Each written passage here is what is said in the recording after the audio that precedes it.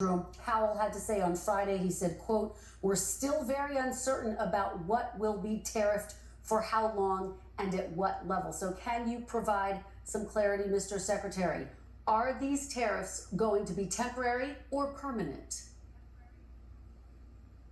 So the tariffs that we've started with Mexico, Canada, and China, that was the month of March.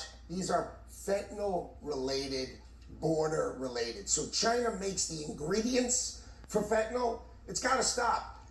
President Xi offered President Trump in 2019, and he put the death penalty on anybody who made the ingredients for fentanyl.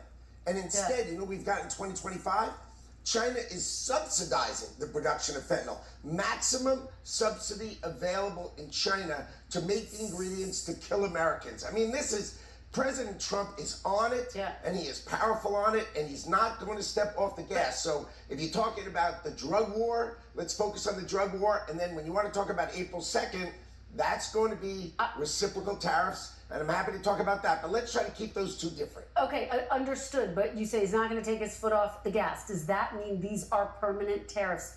Mr. Secretary, can you provide clarity, yes or no?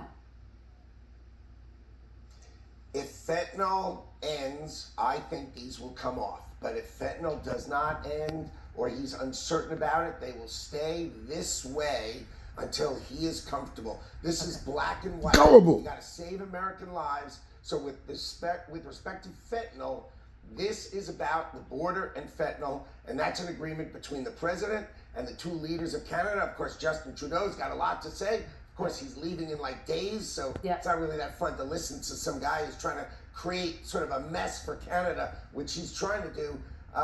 President Sheinbaum did a much more calm, thoughtful conversation with President Trump, and that's why this is the result. She was able to negotiate it because she said 1,000 more people on the border, stopping fentanyl from coming into this country. Mr. Secretary, I want to whip through this next section if we can. It's a little bit of a to-do list. President Trump previously announced 25% tariffs on steel and aluminum imports. Are those still going to take effect Wednesday, yes or no? Yes. Yes, okay. Are the 250% tariffs against Canada on dairy and lumber coming this week, and if so, when? No, I think that those reactions, the changes to USMCA and beyond, they start on April 2nd. So on April 2nd, we are going to revisit again the fentanyl issues, and we are going to revisit again the general trade issues of reciprocality. Remember, Canada is supposed to have a free trade agreement with us. 250% on dairy products. It's outrageous, and you know the president's going to respond to it, but he's agreed not to respond until April 2nd. Okay, so no tariffs this week in that regard. We'll wait till April 2nd to see those as it relates to dairy and lumber. The CEOs of Target and Best Buy this week warned that they will have to increase prices as a result of tariffs. Do you acknowledge that prices will go up for consumers because of these tariffs?